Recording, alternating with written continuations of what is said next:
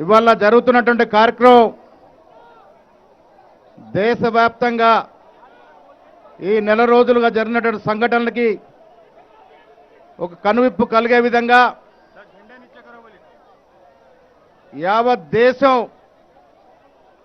ఇవాళ కేంద్రంలో జరుగుతున్న ఫ్యాసిస్టు పాలన వ్యతిరేకంగా గలమెత్తిన సందర్భంలో ఇవాళ రాష్ట్ర ముఖ్యమంత్రి గవర్నర్ రేవంత్ రెడ్డి గారి యొక్క సూచన మేరకు ఈ కార్యక్రమంలో వేలాది సంఖ్యలో విద్యార్థులు విద్యార్థినులు రాష్ట్ర మంత్రులు సిపిఐ నాయకులు అదేవిధంగా స్థానిక శాసనసభ్యుడు మా కార్యకర్తలతో పాటు సమాజ స్పృహ ఉండి ఈ దేశంలో కేంద్ర ప్రభుత్వం నిర్వహిస్తున్నటువంటి ఏకఛత్రాది పాలనకి విరుద్ధంగా పోరాడుతున్న సమయంలో యావత్ దేశంలో ఉన్నటువంటి విద్యార్థి లోకం ఒకటై దయచేసి ఈ మధ్య జెండాలు పక్కకు పెట్టండి. దయచేసి ఈ మధ్యన ఉన్న జెండాలు మిత్రులారా, వెనక కెమెరాలకు అడ్డొస్తా ఉన్నాయి. ఈ మధ్యన జెండాలు కొద్దిగా పక్కకు తీసుకెళ్ళండి. మధ్యలోనే మాత్రమే వెనక జెండా, మధ్యన జెండా కిందికి దించండి. మధ్యలో ఉన్న జెండాలు పక్కకు తీసుకెళ్ళండి దయచేసి. మిత్రులారా ప్లీజ్, మధ్యన ఉన్న జెండాలు పక్కకు తీసుకెళ్ళండి. మధ్య జెండాలు పక్క వెళ్ళాలమ్మా, మీకే చెప్పేది. పోలీస్ సోదరులకు విజ్ఞప్తి, మధ్య జెండాలు పక్కకు తీసుకెళ్ళండి దయచేసి.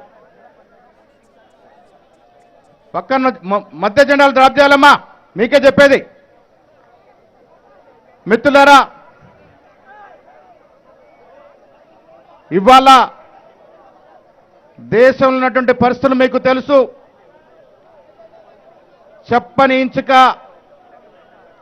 ఛాతీ అని చెప్పుకునే ప్రధాని మోడీ నీట్ పరీక్షలు కూడా సమర్థవంతంగా నిర్వహించలేని దుస్థితి, సిబిఎస్ఈ పరీక్షలు సమర్థవంతంగా నిర్వహించిన దుస్థితి, చైనా ఒకవైపు భారతదేశంలోకి చొచ్చుకొస్తుంటే ఆపలేని దుస్థితి, ఈ దేశంలో ప్రజాస్వామ్యాన్ని రాజ్యాంగాన్ని తుంగలో తొక్కి కేవలం మతం పేరిట రాజకీయాలు చేస్తున్నటువంటి మోడీ వన్నె తగ్గింది. యావత్ దేశంలోని విద్యార్థి లోకమేకమై రాహుల్ గాంధీ, ఖర్గే, ఈ దేశంలో ప్రతిపక్ష పార్టీల సహకారంతో మోడీ మెడను వంచగలిగినారు. కాబట్టి ఇలా ధర్మేంద్ర ప్రధాన్ రాజీనామా చేశారు. ప్రజాస్వామ్య పెద్ద దేశమైన భారతదేశంలో ప్రజల విలువలకి, ప్రజల మాటకి, ప్రజల ఆశలు ఆకాంక్షలకు విరుద్ధంగా పోతే ఇలాంటి దుస్థితి వస్తుందని ఇవాళ చెప్పకనే చెప్పినటువంటి పరిస్థితి. అందులో కారణంగానే విద్యాశాఖ మంత్రి ధర్మేంద్ర ప్రధాన్ రాజీనామా. మిత్రులారా, విద్యార్థుల మీద లాఠీ జులుంపు, బాష్పవాయువు, విచ్చలవిడిగా దాడిని భారతదేశమే కాకుండా ప్రపంచ దేశాలు కూడా ఖండించిన పరిస్థితిలో మాన్య శ్రీ ఖర్గే గారు, రాహుల్ గాంధీ గారు, ప్రియాంక గాంధీ గారు, కేసీ వేణుగోపాల్తో పాటు పార్లమెంట్ సభ్యులు, రాష్ట్రాల ముఖ్యమంత్రులు, వివిధ ప్రతిపక్షాల నాయకులు ఏకమై నిలదీస్తే ఇవాళ మోడీ గారు తల వంచుకొని మంత్రిని కిందికి దించినట్టు పరిస్థితి. దేశవ్యాప్తంగా నిరసనలు, మూల నిరసనలు. హైదరాబాద్లో చలో రాజ్భవన్ అవుతే కొడంగల్లో ముఖ్యమంత్రి గారి యొక్క యాత్ర, వరంగల్లో భట్టి గారి యొక్క ధర్నా, ఈ రకంగా గ్రామాన మండలాలుగా మోడీకి వ్యతిరేకంగా ఈ దేశం గలమెత్తింది. మిత్రులారా, ఎందుకు ఈ పరిస్థితి వస్తూ ఉంది? జంజీ విద్యార్థులకి ఈ దేశ నిర్మాణంలో భాగస్వామ్యం లేకపోవడం, పార్లమెంట్లో అసెంబ్లీలో మాట్లాడే భాగస్వామ్యం లేకపోవడం. ఆనాడు మాన్యులు రాజీవ్ గాంధీ గారు 18 సంవత్సరాలకే ఓటు హక్కు కలగజేస్తే ఓటు వేయగలిగినారు, కానీ చట్టసభలకు వెళ్ళలేకపోతా ఉన్నారు. ఇలా ముఖ్యమంత్రి గారి ఆలోచన 21 సంవత్సరాలకే మేయర్ కావచ్చు, కార్పొరేటర్ కావచ్చు, ఐఏఎస్ ఐపీఎస్ కావచ్చు, సైంటిస్టులు కావచ్చు, కానీ చట్టసభల్లో మాత్రం 25 వస్తే తప్ప ఎంటర్ కాలంటే పరిస్థితి. మీ జనరేషన్కి అసెంబ్లీలో పార్లమెంట్లో ఎప్పటి వరకు మాట్లాడే అవకాశము రాదో ఇలాంటి విద్యాశాఖ మంత్రులు వస్తూ ఉంటారు, ఇలాంటి లీకేజీలు జరుగుతూ ఉంటాయి. దీన్ని అరికట్టాల్సిన అవసరం ఉన్నది. ఎవరో విద్యాశాఖ మంత్రి కావడం ఏంటి? రాహుల్ గాంధీ గారు వస్తే జెన్జీలో నుంచి ఒకడు విద్యాశాఖ మంత్రి అవుతాడు.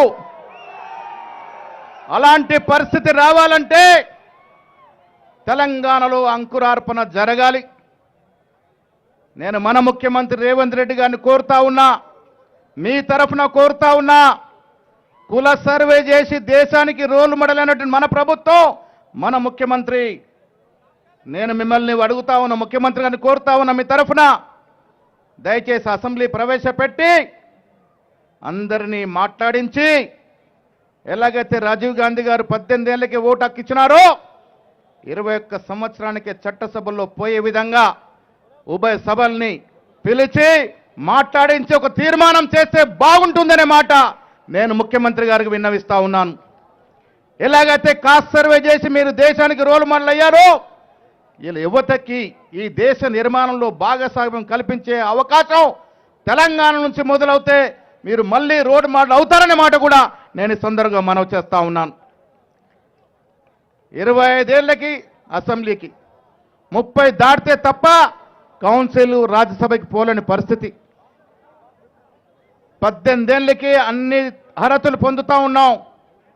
21 సంవత్సరానికే అసెంబ్లీలోకి అడిగిలాలి, చట్టసభలకు పోవాలి, లోక్సభకు పోవాలి.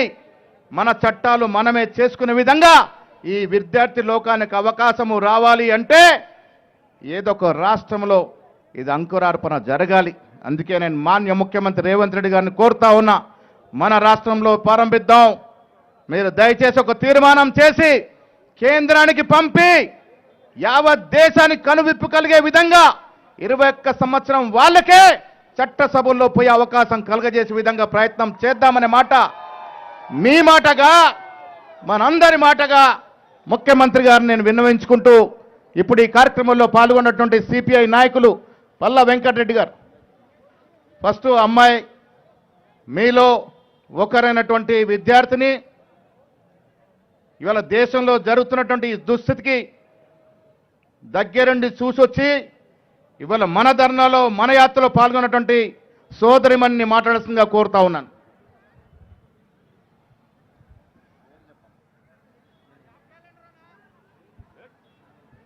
అందరికీ నమస్కారం. నేను కూడా ఒక నీట్ విద్యార్థినే. సో ఈ ఇయర్ మనకి ఎక్కువ తెలిసిందనమాట, ఇది ఏమంటారు పేపర్ లీక్ అవ్వడం. కానీ నార్మల్గా కూడా 2 ఇయర్స్ బ్యాక్ నుండి కూడా జరుగుతుంది, కానీ ఈ ఇయరే మనకి ఎక్కువగా బయట తెలిసింది. సో ఇలాంటివి తగ్గిస్తే మంచిది. లైక్ ఇప్పుడు ఎంతమంది సూసైడ్ చేసుకుంటున్నారు స్టూడెంట్స్, అది మనము ఇదంతా కూడా అయింది కూడా లీక్ వల్ల. కాబట్టి ప్రాపర్ ఎగ్జామినేషన్స్ అనేది జరగాలి. అప్పుడే మన కరెక్ట్గా ఎగ్జామ్స్ అవుతాయి. మళ్ళీ డాక్టర్స్ అనే వాళ్ళు కూడా కరెక్ట్గా వస్తారు అప్పుడే. సో సూసైడ్ ప్రివెన్షన్ ఇలాంటివి కావాలి అంటే ప్రాపర్ ఎడ్యుకేషన్ సిస్టమ్ కావాలి ఫస్ట్ థింగ్. సో మేమైతే అదే కోరుకుంటున్నాము.